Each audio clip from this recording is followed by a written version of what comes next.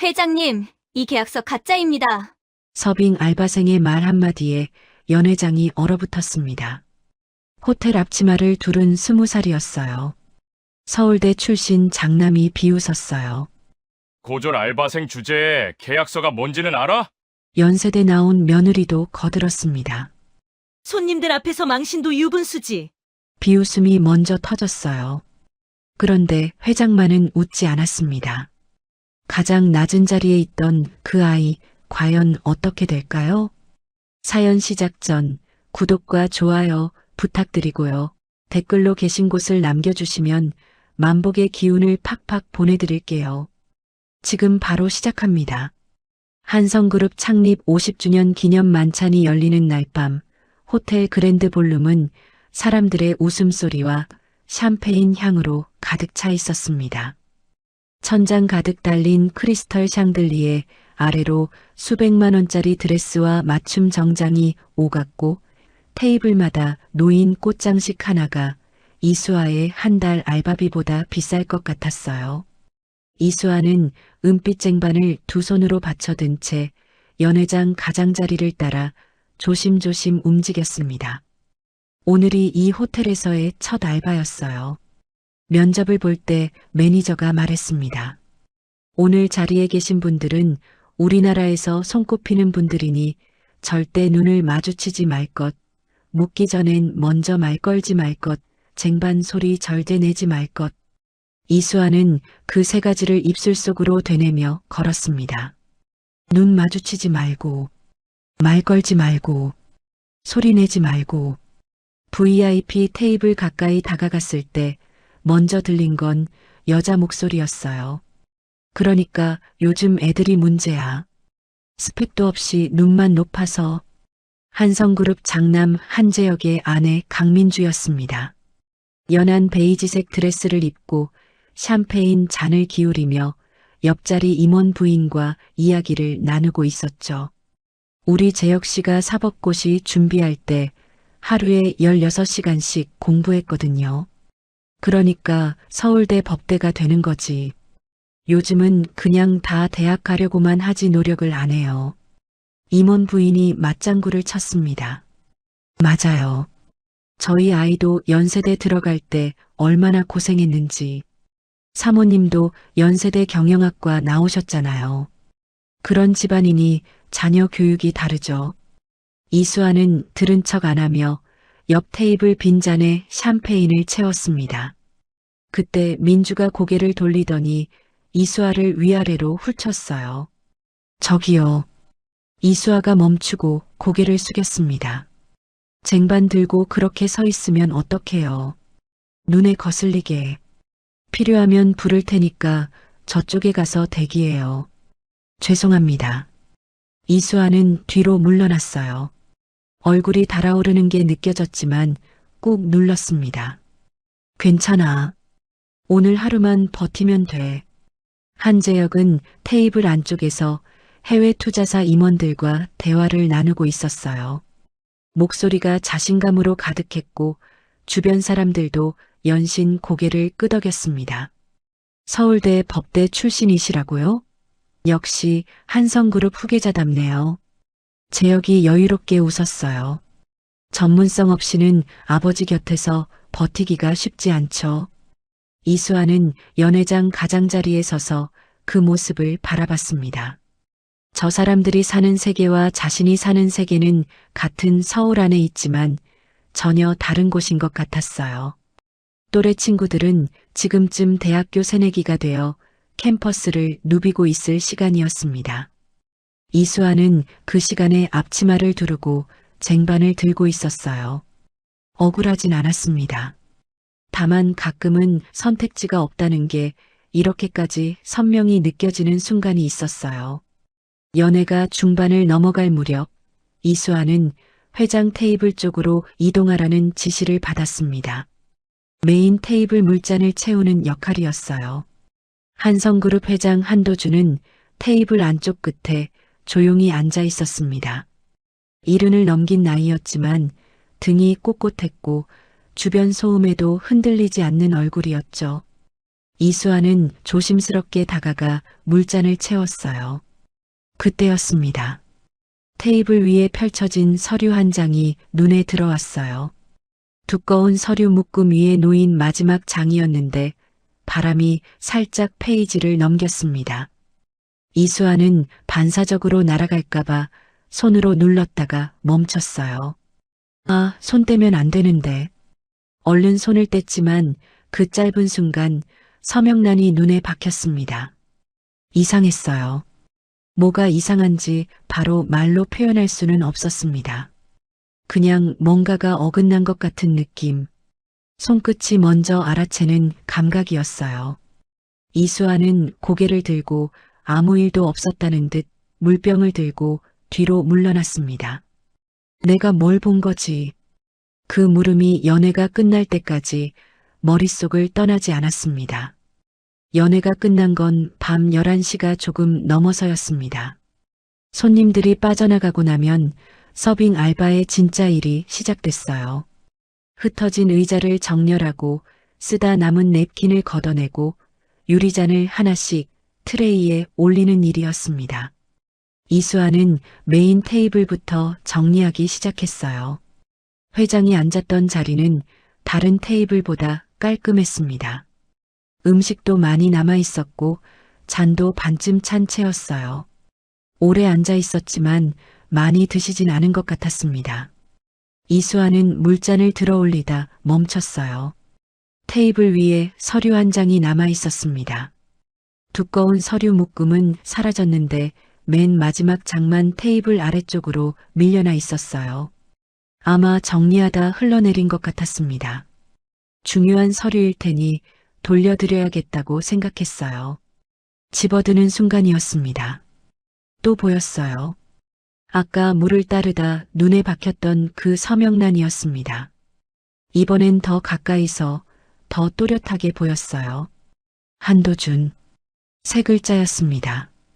이수아는 자기도 모르게 엄지로 그 서명을 살짝 쓸었어요. 잉크의 질감, 회계 방향, 마지막 받침에서 붓끝이 빠져나가는 방식. 아버지 생각이 났습니다. 아버지는 늘 말했어요. 수아야, 글씨는 사람 뼈대야. 억지로 흉내낸 글씨는 뼈가 없어서 어딘가 반드시 흔들린다. 이수아는 6살 때부터 아버지 옆에서 붓을 잡았습니다. 처음엔 그냥 앉아 있는 것만으로도 힘들었어요. 아버지는 서두르지 않았고 잘못된 획을 지적할 때도 목소리를 높이지 않았습니다. 그저 옆에서 손을 겹쳐 잡고 천천히 다시 그어줬을 뿐이었죠. 그렇게 10년이 넘었어요. 이수아는 붓글씨를 잘 쓰는 아이가 됐고 그보다 더 정확하게 글씨를 읽는 아이가 됐습니다. 지금 이 서명은 뭔가 달랐어요. 획 하나하나의 눌림이 달랐습니다. 아버지가 말한 뼈대가 보이지 않았어요. 흉내는 잘 냈는데 끝획을 어떻게 처리해야 하는지 몰랐던 것 같았습니다. 마지막 받침에서 미세하게 끊겼어요. 살아있는 사람의 손이 아닌 어딘가를 보고 베낀 손의 흔적이었습니다. 이게 진짜가 아닌 건가? 이수아는 서류를 내려놓았습니다. 가슴이 두근거렸어요. 손끝이 차가워졌습니다. 내가 잘못 본 거겠지. 그렇게 생각하려 했어요. 이런 자리에 서류를 서울대 법대 나온 사람들이 검토하고 올린 서류를 호텔 서빙 알바생이 가짜라고 판단한다는 게 말이 되지 않았으니까요. 하지만 손끝이 기억하는 건 학벌이 아니었습니다. 10년 동안 아버지 옆에서 익힌 감각은 지금도 분명하게 무언가를 말하고 있었어요. 이수아는 서류를 매니저에게 가져다 주며 조심스럽게 물었습니다. 저기, 이 서류 회장님 측에 전달이 가능한가요? 매니저가 흘깃 보더니 말했습니다. 그냥 프런트에 맡겨요. 우리가 알아서 처리하니까. 혹시 중요한 내용이 있는 것 같아서요. 이수아 씨, 알바는 서류 내용까지 신경 쓰는 게 아니에요. 정리만 하면 돼요. 이수아는 고개를 끄덕이고 돌아섰습니다. 빈 연회장을 정리하는 동안에도 그 서명이 눈앞에서 사라지지 않았어요. 뼈가 없었어. 이수아는 행주로 테이블을 닦으며 눈을 감았다 떴습니다. 연회장 불이 꺼지고 마지막으로 나오는 순간까지 발걸음이 조금 느렸어요. 무언가를 두고 나오는 사람처럼 집으로 돌아온 건 자정이 넘어서였습니다. 반지하 원룸 계단을 내려가면서 이수아는 어깨에서 힘을 뺐어요. 오늘 하루 내내 꽉 잡고 있던 긴장이 그제야 조금씩 풀렸습니다. 방에 들어서자마자 발이 먼저 쉬고 싶어 했어요. 5시간 넘게 서 있었으니까요. 이수아는 구석 작은 싱크대 앞에서 컵라면 하나를 끓였습니다. 오늘 저녁은 그게 전부였어요.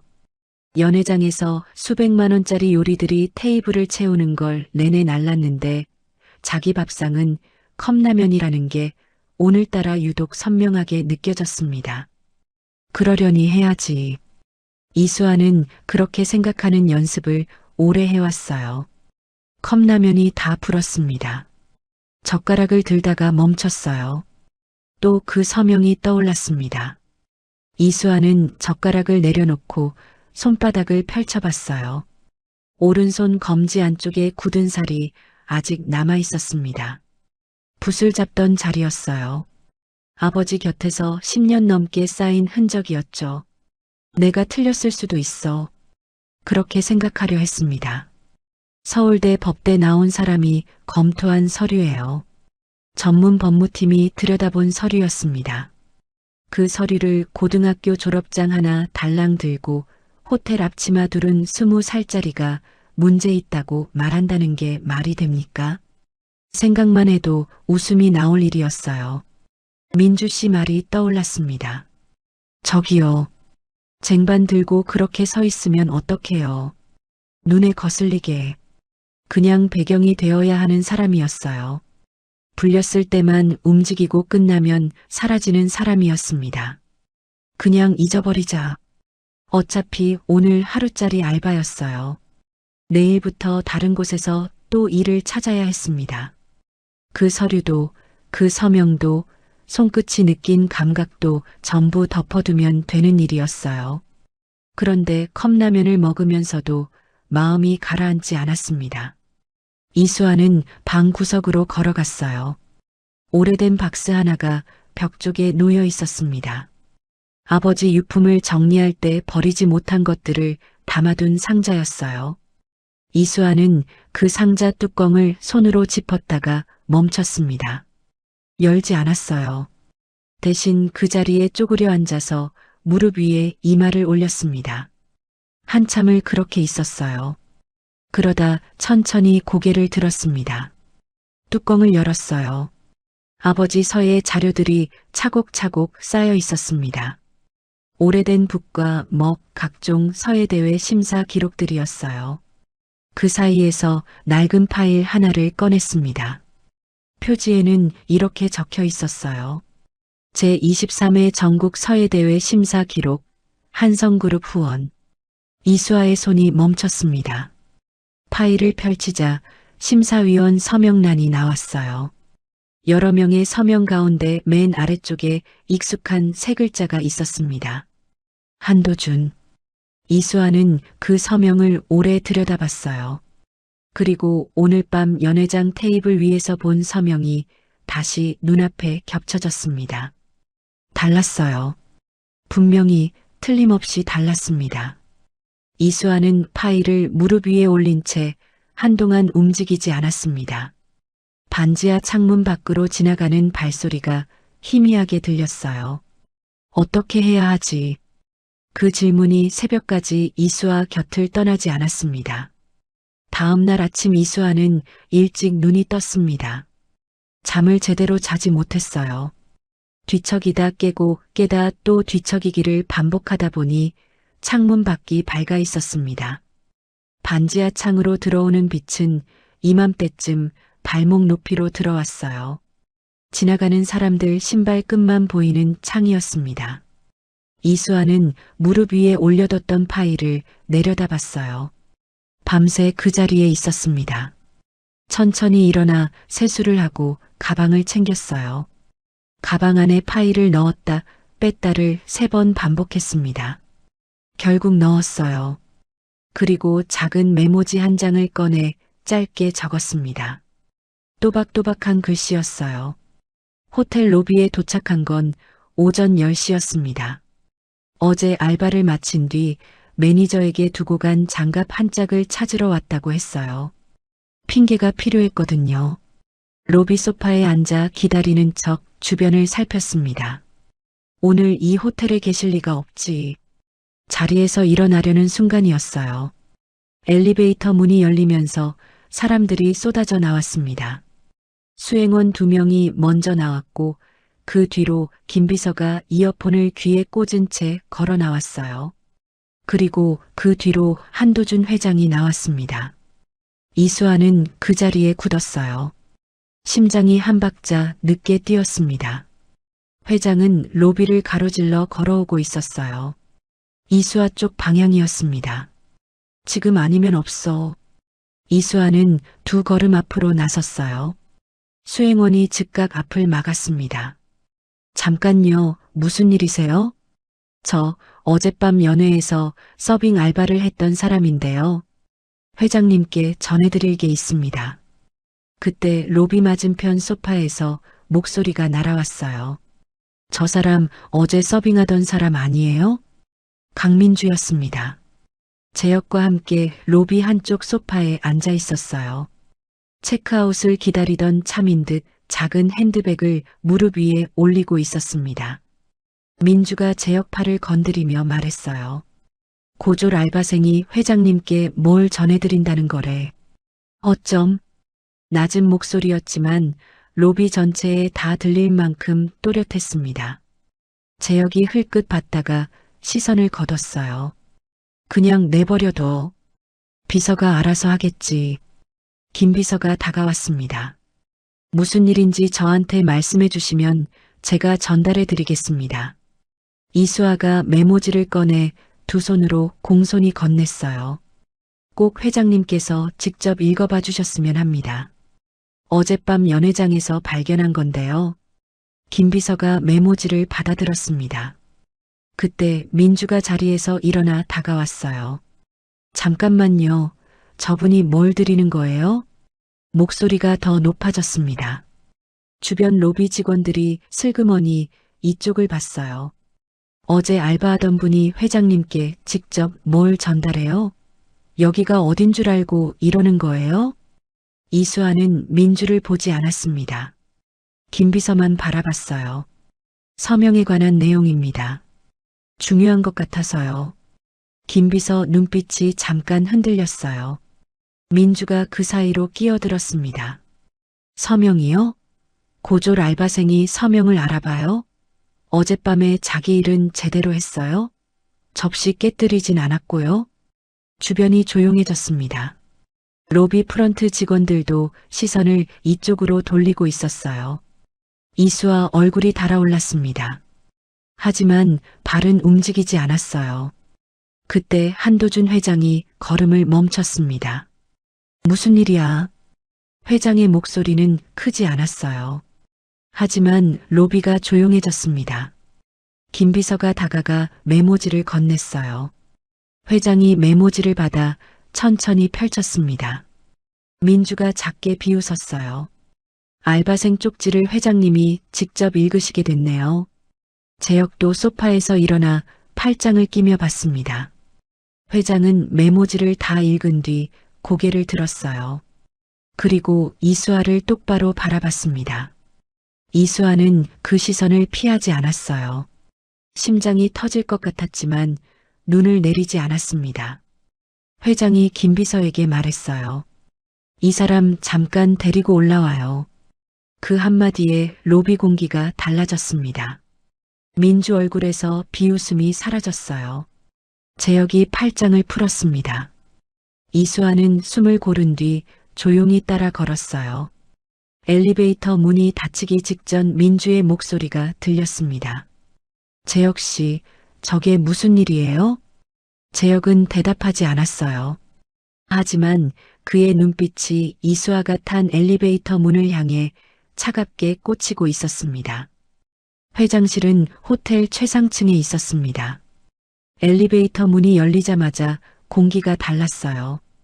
아래층 로비와는 전혀 다른 무게가 느껴졌습니다. 두꺼운 카펫, 낮게 깔린 조명, 그리고 사람 목소리 하나 없는 고요함이었어요. 김 비서가 앞장서 걸었고 이수아는 그 뒤를 따랐습니다. 복도 끝 회장실 문 앞에서 김 비서가 멈추더니 이수아를 돌아봤어요. 들어가시기 전에 한 가지만요. 낮은 목소리였습니다.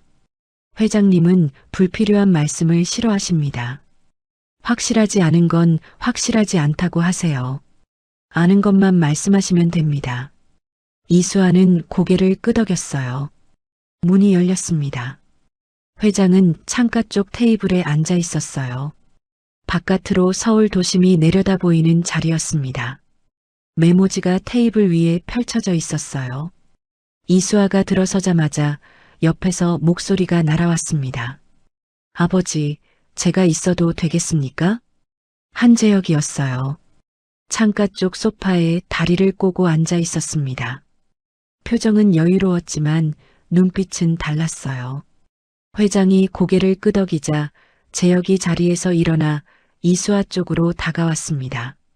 어젯밤 서빙하던 분 맞죠? 네, 맞습니다. 재혁이 팔짱을 끼며 말했어요. 쪽지 내용 봤습니다. 서명이 가짜 같다고요? 네. 어디서 그런 판단을 하셨어요? 아버지가 서예 선생님이셨습니다. 어릴 때부터 필체를 보는 눈을 익혔어요. 재혁이 잠깐 침묵했다가 피식 웃었어요. 서예요. 그 한 글자에 많은 게 담겨 있었습니다. 저 쪽지에 적어두신 내용, 우리 법무팀이 이미 수십 번 검토한 서류예요. 국내 최고 로펌 변호사들도 들여다본 서류입니다. 그 서류를 서빙 알바생이 필체로 판단하신 거예요? 이수아는 대답하기 전에 한 박자 멈췄습니다. 저는 법적인 판단을 말씀드리는 게 아닙니다. 서명 획 자체가 다르다는 걸 말씀드리는 거예요. 재혁이 고개를 기울였어요. 최종 학력이 어떻게 되세요? 이수아는 그 질문이 어디로 향하는지 알았습니다. 고등학교 졸업입니다. 재혁이 고개를 끄덕이며 회장 쪽을 향해 돌아섰어요. 아버지, 저는 서울대 법대를 나왔고 사법고시를 통과했습니다. 우리 법무팀 인원 평균 학력이 어느 수준인지 아시지 않습니까? 그 사람들이 전부 검토한 서류를 고등학교 졸업장 하나로 뒤집겠다는 겁니까? 회장은 말이 없었습니다. 재혁이 다시 이수아를 향했어요. 저는 지금 무시하는 게 아닙니다. 현실적인 얘기를 하는 거예요. 법무팀 변호사들이 계약서 한 장 검토하는데 얼마나 많은 시간과 교육이 들어가는지 아세요? 이수아는 그 말을 들으면서 손끝이 서늘해지는 걸 느꼈습니다. 틀린 말이 아니었어요. 아닌 게 아니라 그건 맞는 말이었습니다. 그런데도 손끝의 감각은 흔들리지 않았어요. 이수아는 가방에서 파일을 꺼냈습니다. 비교해 보시면 됩니다. 재혁이 미간을 좁혔어요. 뭡니까, 그게? 아버지가 보관하시던 자료입니다. 23회 전국 서예대회 심사 기록이에요. 한성그룹이 후원하신 대회입니다. 회장님 서명이 있어요. 파일을 테이블 위에 올렸습니다. 재혁 시선이 파일에서 이수아에게로 다시 파일로 옮겨갔어요. 그래서 집에 회장님 서명이 있다는 거고요. 그걸 근거로 가짜라고 판단한 거예요? 연회장 테이블에서 잠깐 본 서명이랑 오래된 파일 하나 비교해서요? 직접 보시면 됩니다. 저는 볼 필요가 없어요. 우리 법무팀이 이미 검토한 서류니까요. 그때 회장이 처음으로 입을 열었습니다. 파일 이리 줘봐요. 재혁이 굳었어요. 이수아가 파일을 두 손으로 건넸습니다. 회장이 파일을 펼쳤어요. 서명란에서 멈춰 오래 내려다봤습니다. 재혁이 팔짱을 낀 채 창가로 걸어가 등을 돌렸어요. 회장이 고개를 들었습니다. 어젯밤 서류는 지금 어디 있습니까? 김 비서가 즉각 대답했어요. 프런트에 맡겨진 걸 제가 회수해 왔습니다. 두 서류가 테이블 위에 나란히 놓였습니다. 회장이 두 서명을 번갈아 봤어요. 재혁이 돌아섰습니다. 아버지, 서명이 조금씩 다른 건 당연한 겁니다. 사람 손글씨가 매번 똑같을 수는 없어요. 이수아가 말했습니다. 획이 조금 다른 게 아닙니다. 재혁이 이수아를 봤어요. 이수아는 테이블 위 두 서명을 손가락으로 나란히 짚었습니다. 회장님 서명은 마지막 받침에서 붓이 안쪽으로 꺾입니다. 힘을 빼면서 마무리하는 방식이에요. 그런데 어젯밤 서류 서명은 바깥으로 뻗어 있습니다. 흉내를 내긴 했는데 그 마무리 방식을 몰랐던 거예요. 재혁이 피식 웃었습니다. 서예 이론으로 계약서, 서명을 판독하겠다는 거예요. 이수아는 재혁을 보지 않았어요. 회장만 바라봤습니다. 회장은 두 서명을 오래 들여다보다가 김 비서에게 말했어요. 필적 감정 전문가 오늘 중으로 연결해요. 재혁이 자리에서 일어났습니다. 아버지, 고졸 알바생 말 한마디로 필적 감정까지 들어가시겠다는 거예요? 법무팀이 이 얘기 들으면 뭐라고 하겠습니까? 회장이 재혁을 바라봤어요. 아무 말이 없었습니다.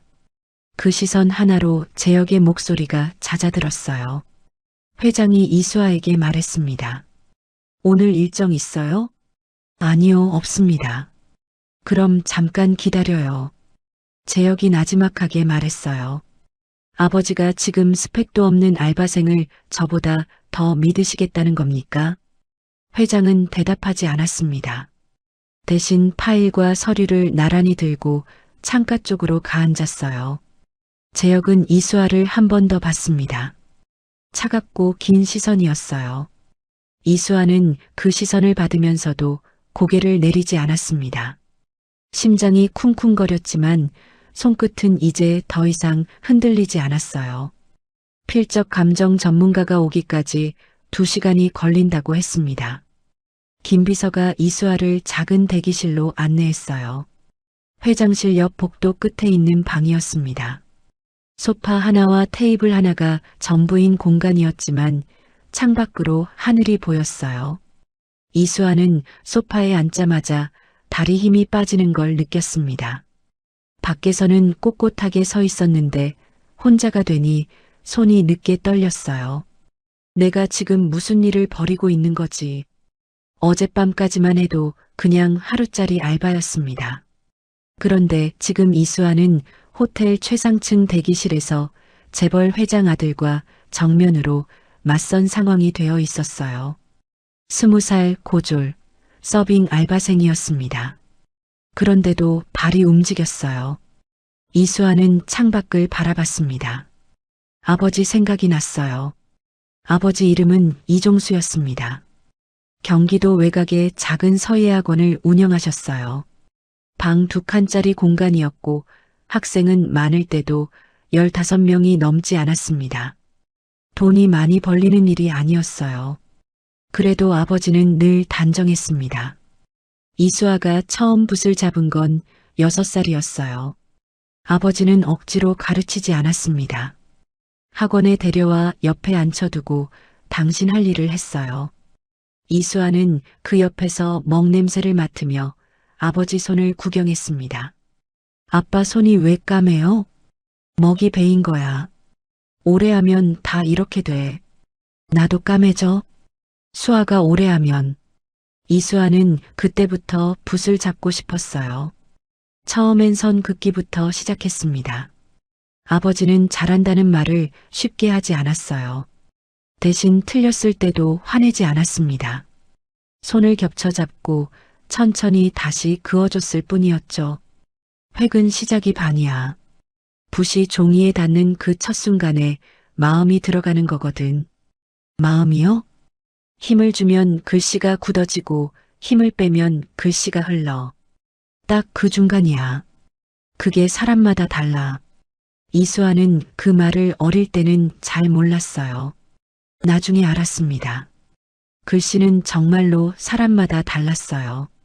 아무리 흉내를 내도 그 사람 손이 아니면 결국 어딘가에서 다른 숨이 났습니다.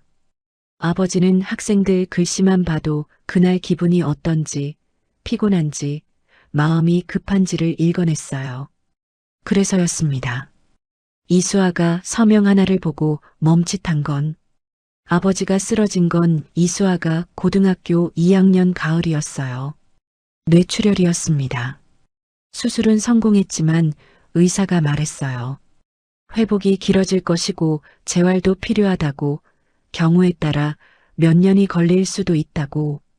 그날부터였습니다. 학교 끝나면 편의점으로 갔어요. 주말엔 카페 홀서빙을 했습니다. 밤엔 병원으로 갔어요. 담임 선생님이 한 번은 불러서 말했습니다. 이수아, 너 성적이면 전문대는 충분해. 장학금 받을 수도 있어. 이수아는 고개를 끄덕이고 교무실을 나왔어요. 그날 밤 병원비 고지서를 다시 펼쳐봤다가 접었습니다. 아버지는 졸업식에 오지 못했어요. 그날도 재활치료가 있었거든요. 이수아 혼자 졸업장을 받아서 병원으로 갔습니다. 병실 문을 열자 아버지가 침대에서 상체를 일으키려고 애쓰고 있었어요. 아버지가 손을 내밀었습니다. 오른손이었는데 재활치료를 받고 있어서 아직 떨렸어요. 이수아가 졸업장을 건넸습니다. 아버지는 그걸 한참 들여다봤어요. 잘했다. 그 말뿐이었습니다. 그런데 이수아는 그 두 글자가 목 안으로 넘어가질 않았어요. 억지로 웃었습니다. 아버지는 2해 뒤 겨울에 세상을 떠나셨어요. 마지막 날 손을 잡고 계셨습니다. 미안하다고 하셨어요. 이수아는 그 말이 싫었어요. 미안하다는 말 말고 다른 말을 해주셨으면 했습니다.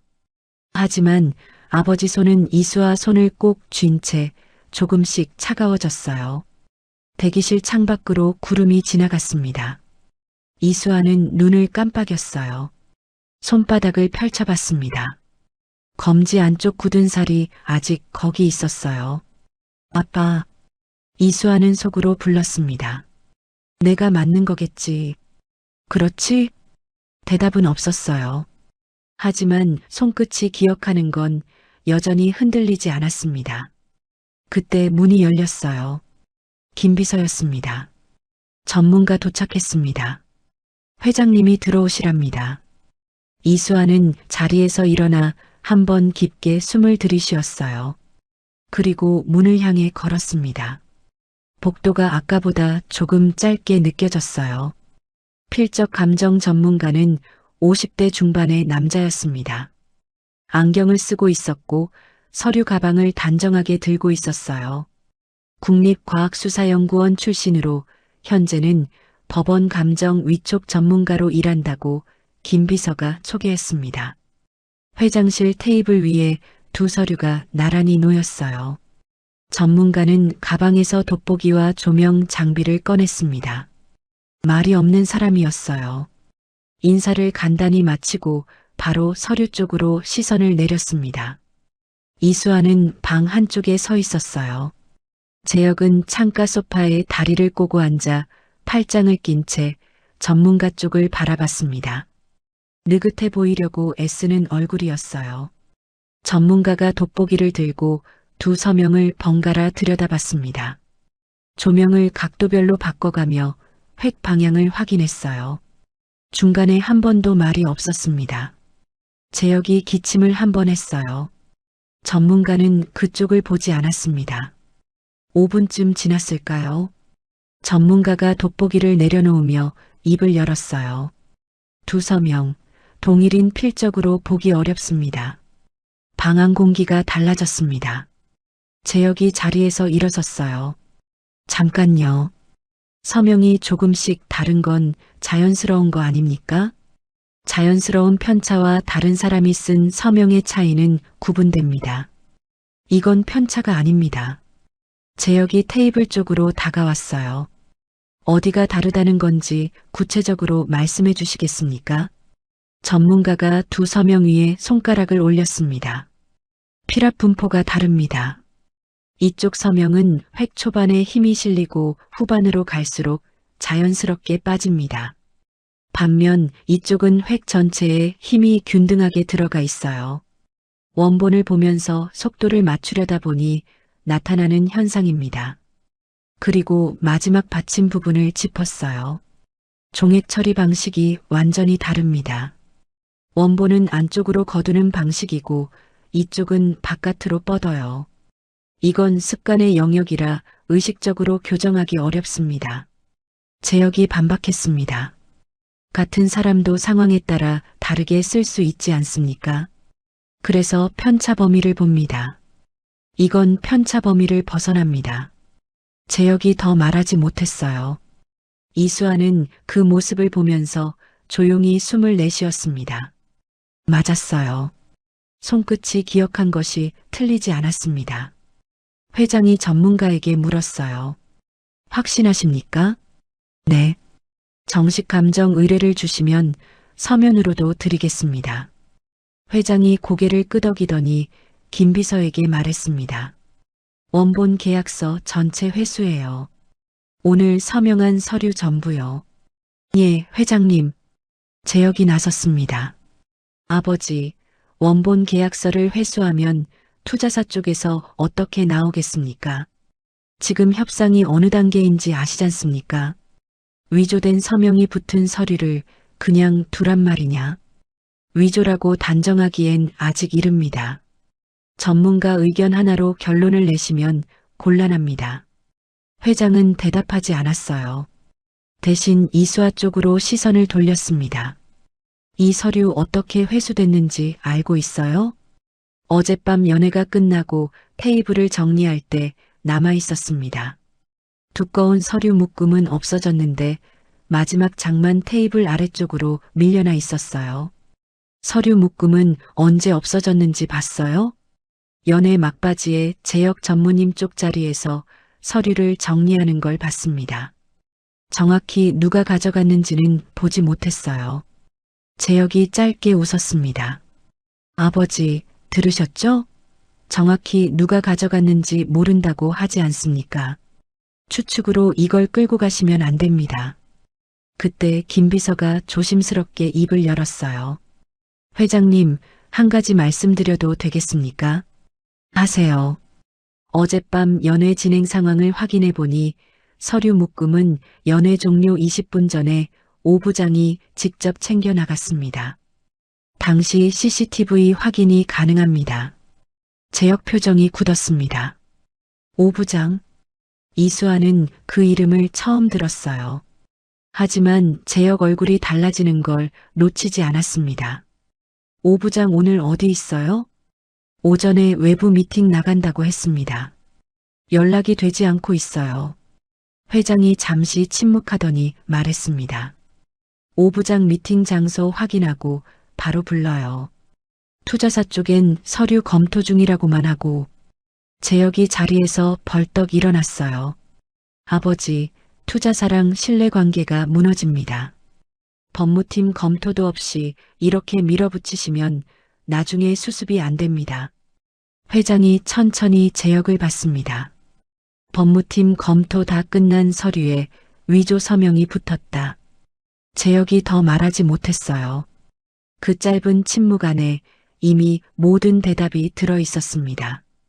이수아는 그 모습을 보면서 가슴 한쪽이 서늘해지는 걸 느꼈어요. 일이 커지고 있었습니다. 쪽지 한 장으로 시작한 일이 이제 계약 효력 정지로 번지고 있었어요. 제역이 이 상황을 그냥 두지 않을 거라는 걸 이수아는 알았습니다. 오늘이 끝이 아니었어요. 오히려 지금부터가 시작이었습니다. 회장실을 나온 건 오후 2시가 넘어서였습니다. 김 비서가 로비까지 안내해 주겠다고 했지만 이수아는 괜찮다고 했어요. 혼자 내려가고 싶었습니다. 엘리베이터 문이 닫히자마자 다리에 힘이 풀렸어요. 벽에 등을 기댔습니다. 숫자가 내려가는 동안 이수아는 눈을 감았어요. 필적 감정 결과가 나왔습니다. 서명이 다르다는 게 확인됐어요. 계약 서류 효력 정지 통보까지 들어갔습니다. 이제 돌아가면 되는 거였어요. 그런데 발이 무거웠습니다. 호텔 로비를 빠져나와 바깥으로 나오니 찬바람이 얼굴을 쳤어요. 이수아는 버스 정류장 쪽으로 걸었습니다. 오늘 알바비는 어떻게 되는 건지 생각했어요. 어젯밤 연회 알바비는 계좌로 들어온다고 했으니 그건 괜찮았습니다. 괜찮았어요. 그냥 돌아가면 됐습니다.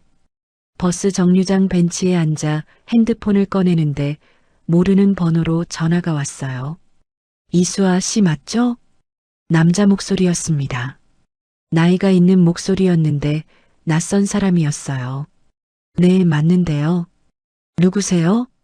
저는 한성그룹 전략기획실 오명준이라고 합니다. 오 부장이에요. 이수아는 손이 멈췄어요. 방금 전 회장실에서 나온 이름이었습니다. 제역 쪽에서 움직이는 실무자라고 했어요. 무슨 일이세요? 잠깐 만나서 얘기할 수 있을까요? 가까운 데 있습니다. 어떻게 번호를 아셨어요? 어젯밤 연회 알바 섭외 쪽에서 확인했습니다. 목소리는 부드러웠어요. 하지만 그 부드러움 안에 무언가 단단한 게 숨어 있었습니다. 잠시 뒤 정류장 맞은편 카페 안에서 50대 남자가 손을 들었어요. 깔끔한 정장 차림이었고 얼굴에 미소를 띠고 있었습니다. 이수아는 잠시 서 있다가 카페 안으로 들어갔어요. 오 부장이 자리에서 일어나 악수를 청했습니다. 먼 길 오셨는데 앉으세요. 괜찮습니다. 마주 앉았어요. 오 부장이 커피를 한 모금 마시며 말했습니다. 오늘 고생 많으셨어요. 어린 나이에 보통 배짱이 아니네요. 이수아는 아무 말도 하지 않았어요. 사실 저도 처음엔 놀랐습니다. 서빙 알바생이 필적 감정까지 끌어낼 줄은 몰랐거든요. 하실 말씀이 뭔지 직접 말씀해 주세요. 오 부장이 미소를 거두지 않은 채 앞으로 몸을 기울였어요. 이수아 씨, 오늘 일이 어디까지 갈 것 같아요? 모르겠습니다. 저는 압니다. 이게 계속 커지면 결국 이수아 씨한테도 좋지 않아요. 이수아가 오 부장을 바라봤어요. 저한테요? 생각해 보세요. 이 일이 외부로 알려지면 이수아 씨 이름이 어디 나오게 되는지. 재벌 집안 내부 문제에 알바생이 끼어들었다. 언론에서 어떻게 쓸지 아세요? 20살 고졸, 혼자 사는 여자. 이수아 손끝이 굳었습니다. 오 부장은 천천히 말을 이었어요. 저는 이수아 씨를 해치려는 게 아닙니다. 솔직히 말씀드리면 오늘 일을 여기서 마무리해 주시면 이수아 씨한테 도움이 되는 방향으로 정리해 드릴 수 있어요. 이수아는 그 말이 무슨 뜻인지 알았습니다. 얼마요? 오 부장이 잠깐 멈췄다가 말했어요. 3천만 원. 조용한 숫자였습니다. 카페 안에 잔잔한 음악이 흘렀어요. 이수아는 그 숫자를 머릿속에서 굴렸습니다. 아버지 병원비로 쌓인 빚이 아직 얼마나 남아있는지 알았어요. 반지하 월세가 얼마인지도 알았습니다. 지금 통장 잔고가 얼마인지도 알았어요. 3천만 원은 큰 돈이었습니다. 무릎 위에서 손을 꼭 쥐었어요. 오 부장이 부드럽게 말했습니다. 이수아 씨가 오늘 본 것들 사실 정확하게 본 겁니다. 눈이 좋아요. 그런데 그 눈이 지금 어디를 향하느냐가 중요한 거예요. 이수아 씨 같은 상황에선 실용적으로 생각하는 게 현명한 거 아닐까요? 이수아는 오 부장을 봤어요. 제가 본 걸 못 본 척 하라는 거잖아요. 그렇게 거칠게 표현하지 않아도 됩니다. 오늘 일에서 한 발 물러서는 거예요. 서명이 위조된 거 맞죠? 오 부장 얼굴에서 미소가 잠깐 흔들렸어요. 그 부분은 내부에서 정리됩니다. 정리된다는 게 무슨 뜻이에요? 이수아 씨가 신경 쓸 부분이 아니라는 뜻이에요. 이수아는 테이블 위에 두 손을 올렸습니다. 창밖으로 차들이 지나갔어요. 3천만 원이었습니다. 돌아가도 됐어요. 어차피 이수아는 이 집안 사람도 아니었고 회사 직원도 아니었습니다. 어젯밤 하루짜리 알바생이었어요. 오늘 여기까지 온 것만으로도 이미 너무 멀리 온 것 같았습니다. 그런데 아버지 얼굴이 떠올랐어요. 졸업장을 건네던 날 병실에서 떨리는 손으로 받아들던 그 얼굴이었습니다. 이수아는 천천히 자리에서 일어났어요. 오 부장이 눈으로 물었습니다. 이수아 씨? 죄송합니다. 못하겠어요. 오 부장 얼굴에서 웃음이 사라졌습니다. 잘 생각하세요. 이번 한 번뿐입니다. 알겠습니다. 돌아서는 순간 오 부장이 낮게 말했어요. 이수아 씨, 한성그룹이 어떤 곳인지 알면서 이러는 거예요? 이수아는 걸음을 멈추지 않았습니다. 카페 문을 열고 나오자 바람이 다시 얼굴을 쳤어요. 다리가 조금 후들거렸습니다. 무서웠어요. 솔직히 말하면 3천만 원이 아니었어도 무서웠을 거예요. 그런데도 발은 앞으로 움직였습니다. 이수아는 핸드폰을 꺼냈어요. 저장되지 않은 번호가 하나 있었습니다. 회장실을 나올 때 김 비서가 조용히 쪽지로 건네준 번호였어요. 혹시 모르니 갖고 계세요. 그 말뜻을 이제 알 것 같았습니다. 버스가 왔어요. 다음 날 아침 김 비서에게 연락이 왔습니다. 회장이 다시 만나고 싶다고 했어요. 이수아는 핸드폰을 들고 잠시 서 있었습니다. 어젯밤 오 부장과 만난 일을 말해야 할지 생각했어요. 결국 말하기로 했습니다. 숨기고 있는 게 더 불리할 것 같았으니까요. 호텔로 향하는 버스 안에서 이수아는 가방을 무릎 위에 올렸어요. 안에 아버지 파일이 들어 있었습니다. 어젯밤 집에 돌아와 파일을 처음부터 다시 넘겨봤어요. 아버지는 꼼꼼한 분이었습니다. 심사에 참여할 때마다 관련 서류를 전부 보관해 두셨어요. 그리고 그 안에서 한 가지를 더 발견했습니다. 회장실에는 어제와 달리 제역이 없었어요. 김 비서만 자리를 지키고 있었습니다. 회장이 이수아를 보자마자 물었어요. 어제 나간 뒤로 무슨 일 있었어요? 이수아는 사실대로 말했습니다. 오 부장에게 연락이 왔던 일, 카페에서 만난 일, 3천만 원 얘기도 한 발 물러서라는 말도 그대로 전했어요. 회장은 듣는 동안 표정이 없었습니다. 이수아가 말을 마치자 짧은 침묵이 흘렀어요. 거절했어요? 네. 회장이 고개를 끄덕였습니다. 더 묻지 않았어요. 김 비서가 조용히 메모를 했습니다. 회장이 말했어요. 오늘 부른 건 따로 확인할 게 있어서입니다. 어제 필적 감정 결과가 나왔는데 투자사 쪽에서 이의를 제기하고 있어요. 감정인 한 명 의견으론 부족하다고 합니다. 이수아는 그 말을 듣고 무릎 위 가방을 꽉 쥐었습니다. 투자사 쪽 변호인단이 오후에 옵니다. 그 자리에서 이수아 씨가 직접 설명해 줄 수 있겠어요? 변호인단이라는 말이 머릿속에서 크게 울렸어요. 서울대 법대 출신들, 국내 최고 로펌 변호사들 앞에서 20살 고졸 알바생이 서명이 가짜라고 설명하는 자리였습니다. 제가 할 수 있는 게 있을지 모르겠습니다. 어제 한 것처럼 하면 됩니다. 회장의 말은 짧았어요. 하지만 그 안에 이상하리만큼 단단한 게 들어 있었습니다. 이수아는 가방을 열었어요. 실은 어젯밤의 파일을 다시 들여다봤습니다. 한 가지 더 있었어요. 회장이 눈으로 물었습니다. 이수아가 파일에서 서류 한 장을 꺼냈어요. 아버지가 서해대회 심사를 맡으시기 전에 한성그룹 쪽에서 심사위원 위촉 서한을 보냈습니다. 회장님 명의로요. 서류를 테이블 위에 올렸습니다. 여기 회장님 서명이 또 있습니다. 서해대회 심사 기록 서명과 같은 해예요. 회장이 서류를 집어들었어요. 천천히 내려다봤습니다. 이수아가 말을 이었어요. 서명이 3개가 됩니다. 위촉 서한, 심사 기록, 그리고 어젯밤 연애 서류. 3개를 나란히 놓으면 2개는 같고 하나는 다르다는 게 훨씬 명확하게 보입니다. 김 비서가 낮게 말했어요. 3개 비교면 편차 논리로 반박하기 어려워집니다. 회장이 서류를 테이블에 내려놓으며 이수아를 바라봤어요. 이걸 어젯밤에 찾았어요? 네. 파일을 처음부터 다시 넘겨봤습니다. 왜요? 이수아는 잠깐 생각했어요. 오 부장이 한 발 물러서라고 했습니다. 그 말을 들으니까 오히려 더 제대로 해야겠다는 생각이 들었습니다. 회장이 이수아를 오래 바라봤어요. 무언가를 계산하는 눈빛이 아니었습니다. 처음으로 사람을 보는 눈빛이었어요.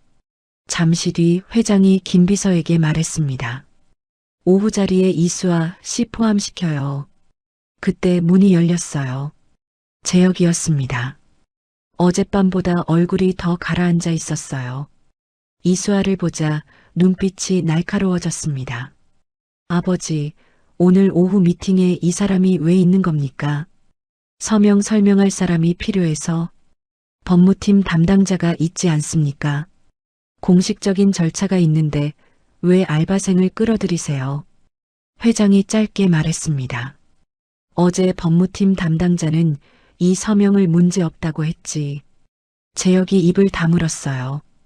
회장은 재혁을 더 보지 않고 이수아 쪽으로 시선을 돌렸습니다. 오후 3시입니다. 점심 먹고 오세요. 감사합니다. 회장실을 나오는 길에 복도에서 재혁과 단둘이 마주쳤어요. 재혁이 낮은 목소리로 말했습니다. 이수아 씨, 오 부장이 뭐라고 했는지 다 들었어요. 이수아는 걸음을 멈추지 않았어요. 재혁이 앞을 막아섰습니다. 3천만 원도 거절하고 여기까지 왔는데. 대단하네요. 그런데 있잖아요. 목소리가 더 낮아졌어요. 오늘 오후 그 자리 생각보다 훨씬 거칩니다. 서울대 나온 변호사들이 20살 고졸 알바생 말을 가만히 듣고 있을 것 같아요? 이수아가 재혁을 봤습니다. 들을 수밖에 없게 하면 됩니다. 재혁 눈빛이 굳었어요. 이수아는 그 옆을 지나쳐 걸었습니다. 엘리베이터 버튼을 누르는 동안 손이 아까보다 덜 떨렸어요. 무서운 건 사실이었습니다. 하지만 이상하게도 발걸음이 조금 가벼웠어요. 오후 3시 회장실 옆 회의실에 사람들이 모였습니다. 투자사 쪽 변호인단이 먼저 와 있었어요. 3명이었는데 전부 정장 차림이었고 테이블 위에 서류를 가지런히 펼쳐두고 있었습니다. 그 옆으로 투자사 실무 담당자 2명이 앉아 있었어요. 회장 쪽에서는 김 비서, 회사 법무팀 부장, 그리고 어제 필적 감정을 맡았던 전문가가 다시 나왔습니다. 이수아는 회장 옆 가장자리 자리에 앉았어요. 재혁은 회장 맞은편에 앉아 표정을 관리하고 있었습니다. 아침보다 차분해 보였지만 그게 오히려 더 조심스러웠어요. 투자사 쪽 수석 변호인이 먼저 입을 열었습니다. 회장님, 오늘 자리는 어제 필적 감정 결과에 대한 저희 쪽 이의를 정식으로 제기하기 위해 마련했습니다. 감정인 한 명의 의견으로 계약 효력을 정지하는 건 절차상 문제가 있어요. 저희 쪽에서도 필적 감정 전문가를 별도로 의뢰했습니다. 그 결과 2 서명은 자연스러운 편차 범위 안에 있다는 의견입니다. 테이블 위에 서류가 한 장 더 올라왔어요. 회장이 받아서 봤습니다. 변호인이 계속 말했어요. 감정인마다 의견이 다를 수 있습니다. 이런 경우 통상적으로는 복수 감정을 통해 결론을 내립니다. 계약 효력 정지를 즉각 해제하고 정식 절차에 따라 진행하실 것을 요청드립니다. 회장이 서류를 테이블에 내려놓았어요. 들었습니다. 그런데 한 가지 먼저 확인할 게 있어. 김 비서에게 눈짓했습니다. 서류 3장이 테이블 위에 나란히 놓였어요. 서명 3개입니다. 왼쪽 두 개는 같은 시기 문서에서 나온 것이고 오른쪽 하나가 어젯밤 연회 서류입니다. 변호인이 서류를 들여다봤어요. 이수아가 조심스럽게 말했습니다. 제가 설명드려도 되겠습니까? 변호인이 이수아를 봤어요. 젊은 얼굴이었습니다. 정장도 아니었고 서류 가방도 없었어요. 이분이 누구십니까? 재혁이 바로 끼어들었습니다. 어젯밤 연회장 서빙 알바생입니다. 이 일의 최초 제보자예요. 말투에 힘이 실려 있었어요. 알바생이라는 단어를 일부러 또렷하게 발음했습니다. 변호인 옆에 앉아있던 다른 변호사가 작게 눈썹을 올렸어요. 회장이 말했습니다. 들어봐요. 이수아는 한 번 숨을 골랐어요. 새 서명을 나란히 놓으면 마지막 받침 처리 방식이 눈에 들어옵니다. 왼쪽 두 개는 획이 안쪽으로 걷어집니다. 오랫동안 몸에 밴 습관이에요. 의식하지 않아도 나오는 방식이죠. 그런데 오른쪽 서명은 바깥으로 뻗어 있습니다. 변호인이 서류를 집어들었어요. 그게 편차일 수 있지 않습니까? 편차라면 획의 방향이 바뀌지 않습니다. 방향은 습관이기 때문이에요. 필압이 달라지거나 획 크기가 달라질 수는 있어도 방향이 반대로 바뀌는 건 편차로 설명이 안 됩니다. 변호인이 옆 동료와 눈빛을 주고받았어요. 재혁이 나섰습니다. 변호사님, 저분 최종 학력이 고등학교 졸업입니다. 서예를 배웠다는 게 전부예요. 이걸 근거로 계약을 뒤집겠다는 건 법적으로 성립이 안 됩니다. 변호인이 고개를 끄덕이려는 순간 필적 감정 전문가가 입을 열었어요. 제가 한 가지 덧붙여도 되겠습니까? 모두가 전문가를 받습니다. 어제 감정에서는 서류 두 개를 비교했습니다. 오늘 세 번째 서류가 추가됐으니 다시 확인하겠습니다. 전문가가 돋보기를 꺼냈어요. 새 서류를 차례로 들여다봤습니다. 어제보다 시간이 더 걸렸어요. 회의실 안이 조용했습니다. 재혁이 물 한 모금을 마셨어요. 전문가가 돋보기를 내려놓았습니다. 새 서명 비교 결과 좌측 두 개는 동일인 필적으로 판단됩니다. 우측 하나는 다릅니다. 어제 감정 결과와 동일한 결론이에요. 변호인이 즉각 말했어요. 저희 감정인 결과와 상반됩니다. 제 감정이 필요한 사안입니다. 회장이 고개를 끄덕였습니다. 제 감정하지요. 그런데 그 전에 한 가지 더 확인합시다. 김 비서가 노트북을 열었어요.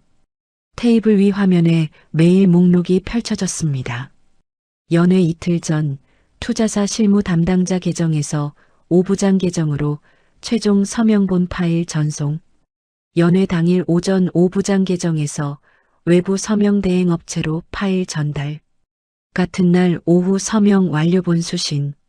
투자사 실무 담당자 2명이 동시에 고개를 들었어요. 변호인이 황급히 말했습니다. 그 메일 내용은 정식 열람 절차 없이 제시된 겁니까?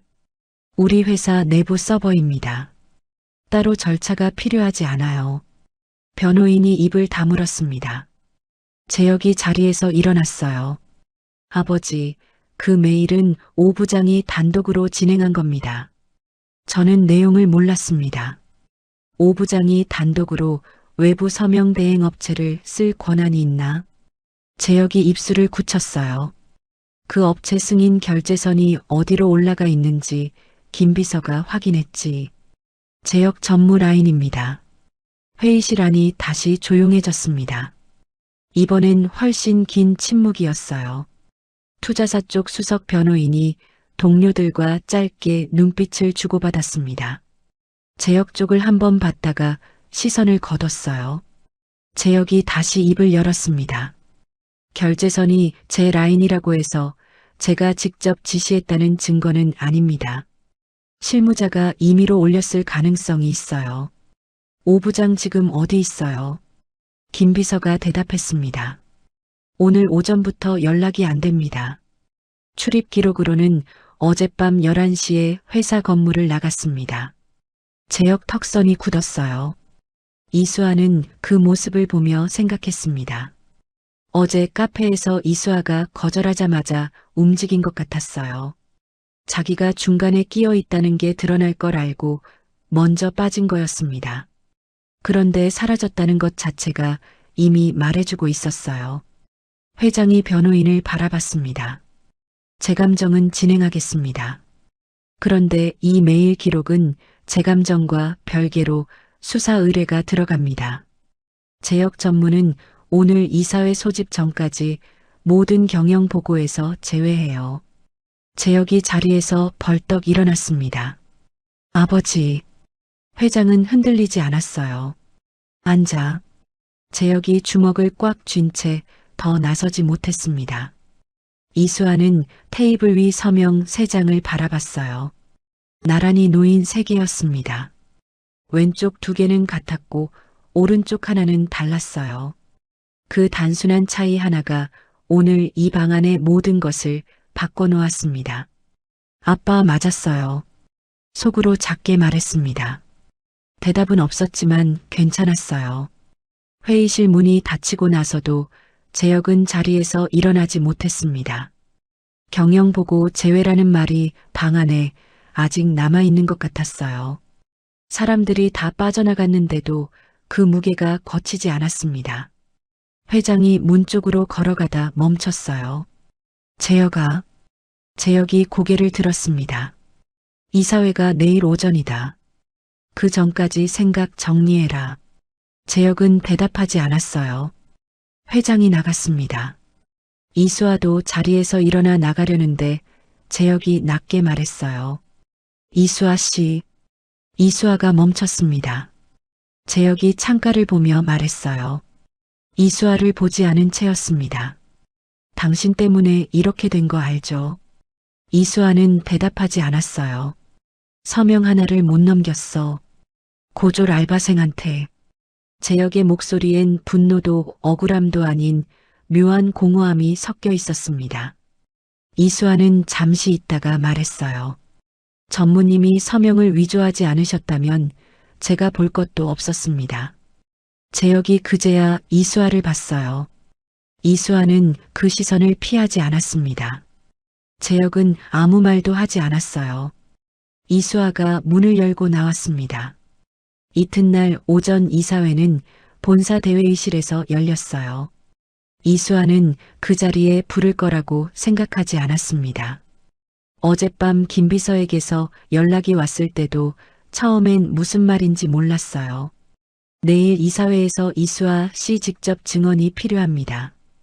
회장님 요청이에요. 이수아는 핸드폰을 들고 한참을 서 있었어요. 이사회였습니다. 한성그룹 이사회였어요.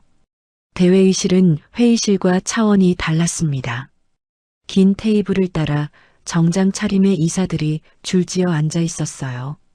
계열사 대표들도 있었고 사회이사들도 있었습니다. 전부 합치면 20명이 넘었어요. 이수아는 회의실 문 앞에서 잠깐 멈췄어요. 반지하 원룸에서 나온 20살 고졸 알바생이었습니다. 가장 단정한 옷을 입고 왔어요. 그게 전부였습니다. 김 비서가 옆에서 말했어요. 아는 것만 말씀하시면 됩니다.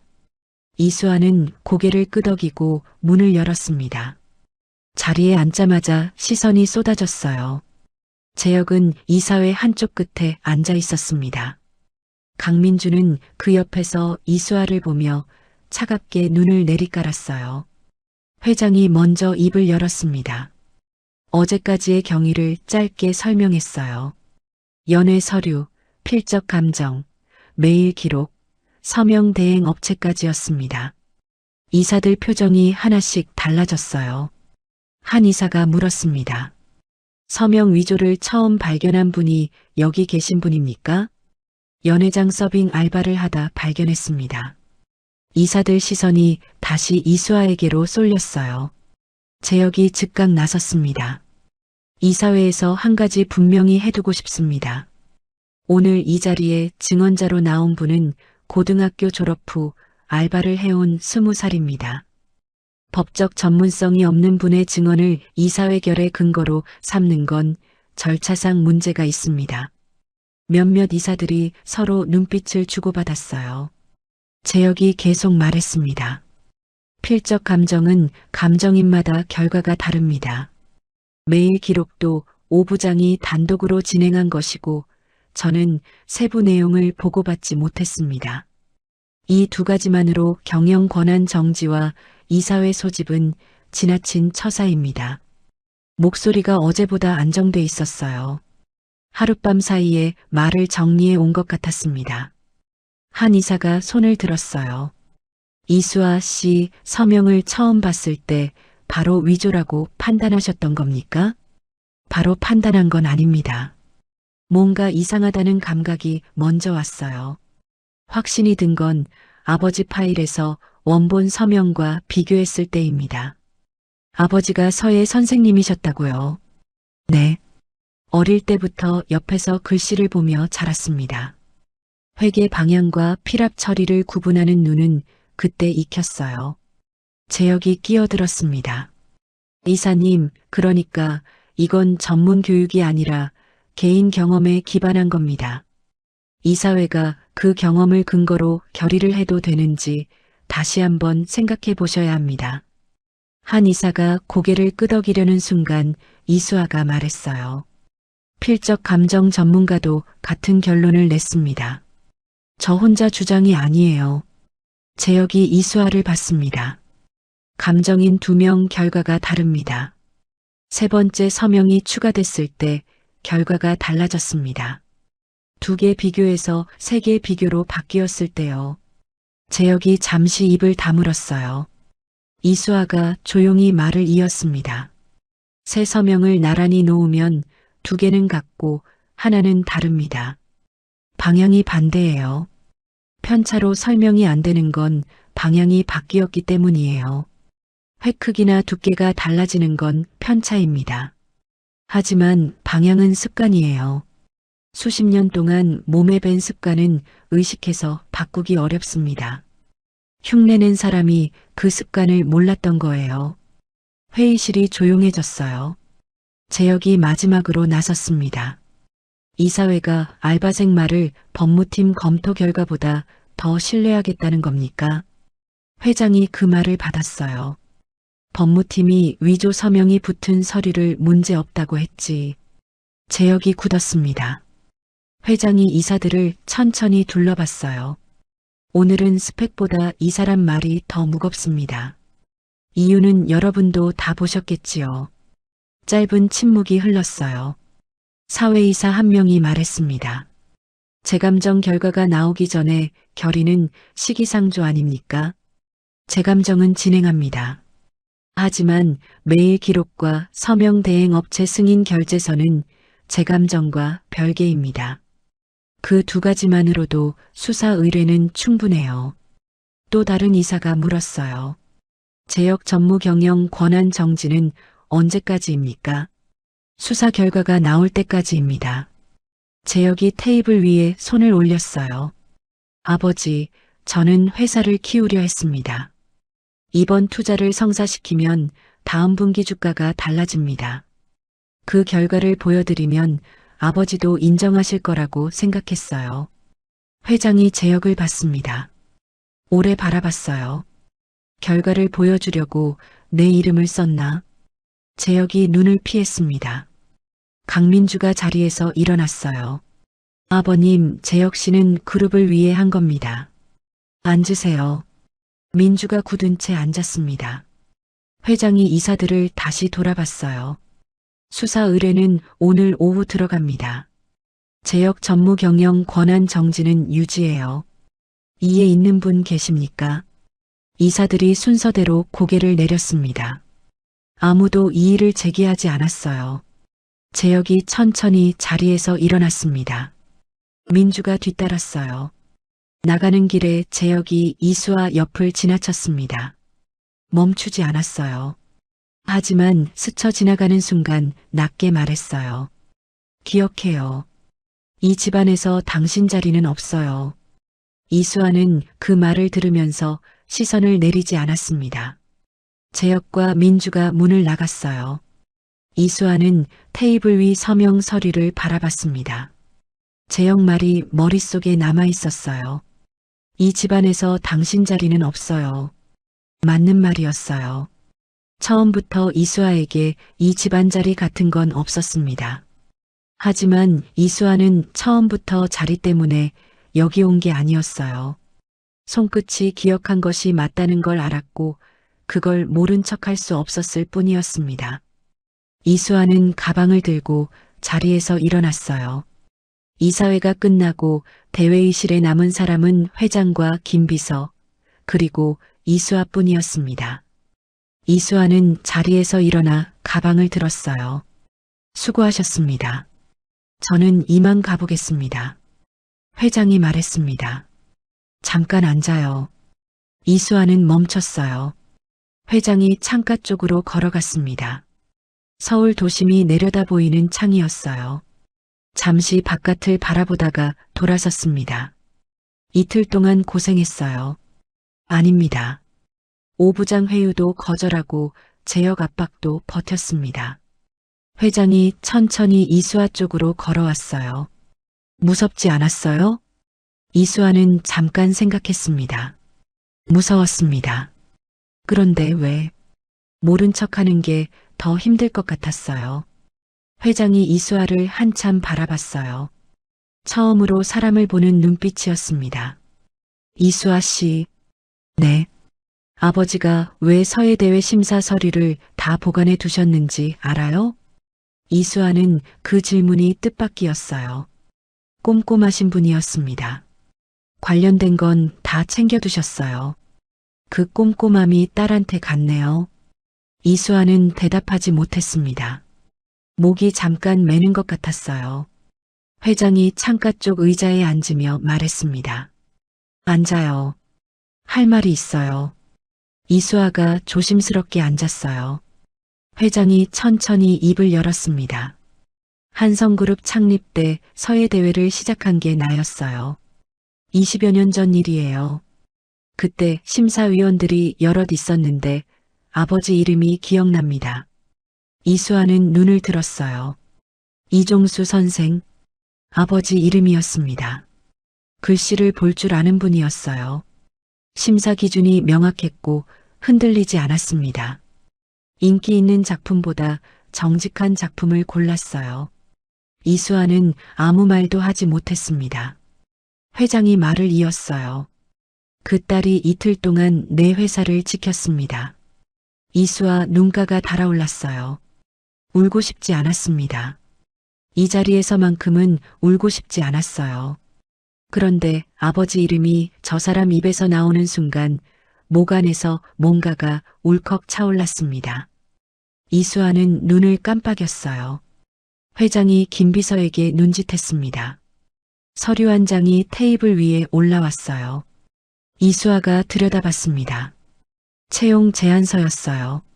한성그룹 법무지원실 계약직 연구원이라고 적혀 있었습니다. 말이 나오지 않았어요. 회장이 말했습니다. 정식 입사는 아닙니다. 우선 이번 수사 관련 서류 검토부터 시작하는 거예요. 계약서 읽는 눈이 필요한데 마침 적당한 사람이 생겼으니까요. 이수아가 서류를 내려다봤어요. 저 대졸 자격이 없습니다. 내가 요청한 자격이 뭐였습니까? 이수아가 고개를 들었어요. 계약서 문장을 끝까지 읽는 눈이요.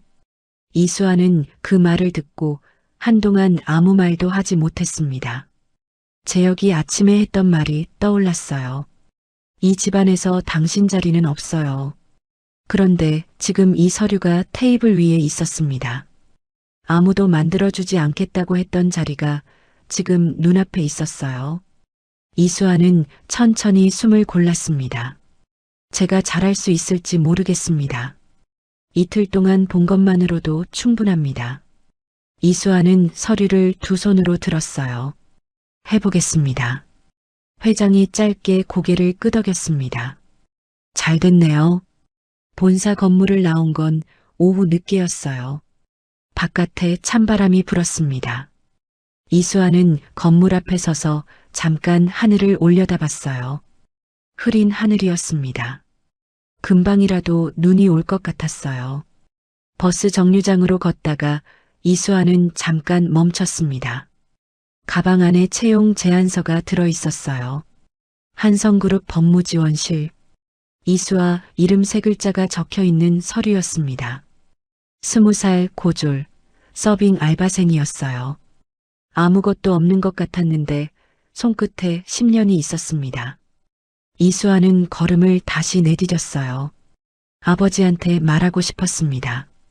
아빠, 저 자리 생겼어요. 이름 달린 자리요. 말은 소리 내지 않았어요. 그냥 마음속으로만 했습니다. 정류장 벤치에 앉아 버스를 기다리는 동안 이수아는 손바닥을 펼쳐봤어요. 검지 안쪽 굳은 살이 거기 있었습니다. 아버지 옆에서 10년 동안 붓을 잡던 자리였어요. 이수아는 그 굳은 살을 엄지로 한번 쓸었습니다. 그리고 고개를 들었어요. 버스가 오고 있었습니다. 그날 밤 가장 낮은 자리에서 시작된 일은 생각보다 훨씬 단단한 곳에서 끝이 났습니다. 누가 높은 학벌을 가졌느냐가 아니라 누가 끝까지 눈을 떼지 않았느냐가 중요했어요. 20살 고졸 알바생이 서명 하나를 붙들고 물러서지 않은 이틀이었습니다. 그 이틀이 이수아에게 이름 달린 자리를 돌려줬어요. 여러분도 혹시 지금 자신이 너무 작은 자리에 있다고 느끼시나요? 학벌도 없고 경력도 없고 내세울 게 없다고 생각하시나요? 그래도 괜찮습니다. 손끝이 기억한 것, 오래 들여다본 것, 포기하지 않은 것이 있다면 충분합니다. 이수아처럼 그 자리에서 한 걸음 내디뎌 보세요. 오늘도 에버스토리와 함께 해주셔서 진심으로 감사드립니다. 구독과 좋아요는 더 좋은 이야기를 만드는 큰 힘이 됩니다. 다음 이야기에서 또 뵙겠습니다. 감사합니다.